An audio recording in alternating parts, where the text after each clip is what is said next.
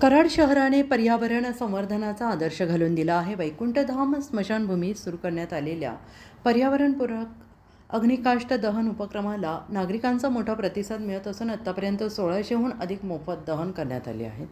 कराड नगर परिषदेच्या सहकार्याने 6 मे 2022 पासून या स्मशानभूमीत अग्निकाष्ठ सर्पण उपक्रम सुरू करण्यात आला आहे.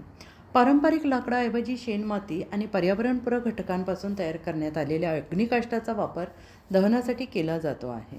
1 जानेवारी 2024 पासून कराड शहरातील करधारक नागरिकांसाठी ही सेवा पूर्णपणे मोफत करण्यात आली आणि त्यानंतर या उपक्रमाला मोठा प्रतिसाद मिळत असून आत्तापर्यंत 1600पेक्षा जास्त अधिक दहन अग्निकाष्ठाद्वारे करण्यात आली आहे. त्यामुळे सुमारे 4,80,000 किलो लाकूड वाचलेलं असून हजारो वृक्षतोड रोखण्यास मदत झाल्याचा दावा वैकुंठधाम सुधार समितीने केला आहे. वैकुंठधाम स्मशानभूमी आता केवळ दहनभूमी न राहता स्वच्छ, सुंदर आणि हिरवाईने नटलेले ठिकाण बनले आहे. इथे झाडे, कारंजे, बाग आणि भगवान शंकराची मूर्ती यामुळे परिसर अधिकच आकर्षक झाला आहे. 15 ऑगस्ट 2025 पासून प्रत्येक मृत व्यक्तीच्या स्मरणार्थ नातेवाईकांना एक फुलझाड देण्याचा उपक्रम सुरू करण्यात आलेला आहे. पर्यावरण संवर्धनासोबत सामाजिक जाणीव जपणारा हा उपक्रम ठरतो आहे. कराडच्या या उपक्रमाची दखल आता सातारा जिल्ह्यासह संपूर्ण महाराष्ट्र घेत असून ही स्मशानभूमी राज्यासाठी प्रेरणादायी ठरते आहे. दरम्यान कराड शहरातील नागरिकांसाठी ही सेवा मोफत असून ग्रामीण भागातील नागरिकांकडून नाममात्र शुल्क आकारले जात आहे. अधिकाधिक लोकांनी पर्यावरणपूरक दहन पद्धतीचा स्वीकार करावा असे आवाहन समितीनं केलं आहे. वैकुंठधाम समिती आम्ही साधारण 4 वर्षापूर्वी चालू केली. दोन्ही हेतू होते की ह्या लाकडं वाचली पाहिजेत आणि लोकांचा खर्चही कमी झाला पाहिजे या दृष्टिकोनातून केलं. त्याचबरोबर स्मशानात येणाऱ्यांची मानसिकता ही चांगल्या पद्धतीने झाली पाहिजे की ह्या ठिकाणी आल्यानंतर त्यांना आनंदही झाला पाहिजे किंवा काय नाही. मी त्या मैताच्या ह्याला गेलो होतो, पण तिथलं वातावरण फार चांगलं होतं आणि त्यामुळं लोकांच्या जो स्मशानभूमीबद्दलचा जो एक हे असतो, हे डोक्यात एक तयार झालेला असतो, हे तो काढण्यासाठी आम्ही हा प्रयत्न केला आहे. आज हे या ठिकाणी तुम्ही रंगरंगोटी असेल किंवा आणखीन काही गोष्टी असतील त्या सगळ्या त्या पद्धतीने केल्यात. काही हरणं आम्ही बसवली, भगवान शंकरांची मूर्ती बसवली, हे सगळं केलं. त्याचबरोबर ह्या ठिकाणी आपल्याला आपले माननीय लोकप्रिय आमदार अतुलजी भोसले यांच्या माध्यमातून आपल्याला 1.5 कोटी रुपये आपल्याला हे मिळालेले आहे, मदत म्हणजे त्यांनी डिक्लेअर केले. त्यामध्ये ते आलेले आहेत. त्यामधले टेंडर प्रोसिजर पण पूर्ण झाले. त्यामध्ये आपण दशक्रियाविधी शेड, त्याशिवाय कोल्ड स्टोरेज, त्याचवेळी कंपाऊंड संपूर्ण हे पाण्याची व्यवस्था, हे सगळं बाग बगीचा हे सगळं त्यामध्ये आपण घेतो आहे. ते लवकरात लवकर सुरू होणार आहे आणि पुढल्या वर्षी तुम्हाला असे दिसेल की ह्या ठिकाणी स्मशानभूमी बघायला लोक यायला लागतील. ही आमची एक हे आहे की जसं जामनगरचं पर्यटन केंद्र आहे तसं कराडचं पर्यटन केंद्र स्मशानभूमी झाली पाहिजे. बगीचा आहे, बगीच्यामध्ये जन्मापासून मृत्यूमध्ये स्टॅच्यू आहेत, अभ्यासिका आहे, कॅन्टीन आहे, कारंजे आहेत, ओपन जिम आहे, पाथवे आहे फिरायसाठी.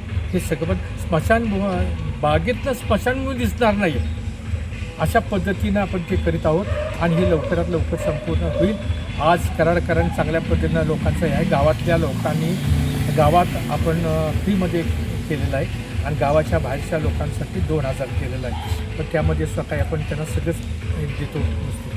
तर आज आमचं सहकार्याचं आव्हान केलं तसं माझंही आव्हान आहे की जास्तीत जास्त लोकांनी ह्या ठिकाणी ह्या ठिकाणी अग्निकाष्ठमध्ये दहन केलं पाहिजे आणि पर्यावरणाचा ऱ्हास थांबवला पाहिजे. त्याचबरोबर कराडच्या आसपासच्या भागामध्ये सुद्धा अग्निकाष्ठवर झालं पाहिजे अशी आमची भूमिका आहे.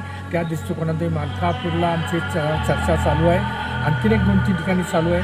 चाफळमध्ये पण चालू आहे की त्या ठिकाणी अग्निकाष्ठ देऊन लोकांना जास्तीत जास्त सहकार्य करायचं, पर्यावरणाचा ऱ्हास थांबवायचा, हे आम्ही आता करतो.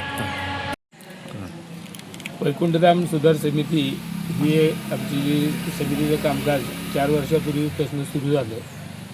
वृक्षतोड वाचावी यासाठी पर्यावरण जनजागरण अभियानांतर्गत आम्ही इथल्या कराडमधल्या दहनासाठी अग्निकाष्ठ हे पालापाचोळा, शेण, मळीची माती, बघ्यास याच्यापासून बनवलेलं सरपण उपलब्ध करून दिलं आणि त्याला खूप चांगला कराडकरांनी चांगला प्रतिसाद दिला. आज जवळजवळ 90-95% कराडकरांचं दहन जे होतं ते अग्निकास्टमध्ये होतं. ह्या गेल्या 4 वर्षामध्ये जवळजवळ 1650 दहन अग्निकास्टमध्ये झालं. 4,90,000 किलो लाकूड वाचलं. जवळपास 5 ते 6,000 झाडं तोडायची वाचली गेली. हे या आमच्या उपक्रमाचं यश आहे. त्याच्याबरोबरच आम्ही लोकांचं प्रबोधन केलं की जी रक्षा जमा होती त्या रक्षेतले चिमुटभर रक्षा फक्त तुम्ही नदीला अर्पण करा. बाकीची सगळी रक्षा आम्ही ताब्यात घेऊन नगरपालिकेच्या ताब्यात देत होतो आणि त्यांच्याकडून ती खतात त्याचा वापर केला जात होता. ह्या दोन्ही गोष्टी म्हणजे नदीचं प्रदूषण वाचलं, वृक्षतोड वाचली. ज्या हेतूसाठी ही संस्था आम्ही सुरू केली तो हेतू साध्य झाला असं आमचं सगळ्यांचं मत आहे आणि कराडकरांचा भरपूर प्रतिसाद आहे. नगर परिषद आहे, कराडमधल्या दानशूर व्यक्ती आणि संस्था आमच्या प्रत्येक उपक्रमाला भरभरून मदत करत आहेत. तर माझं कराडकरांना आव्हान आहे की जास्तीत जास्त म्हणजे वृक्षतोड वाचवण्यासाठी जास्तीत जास्त दहन हे अग्निकास्टमध्ये व्हावं, हे या निमित्ताने मी एक आवाहन करतो.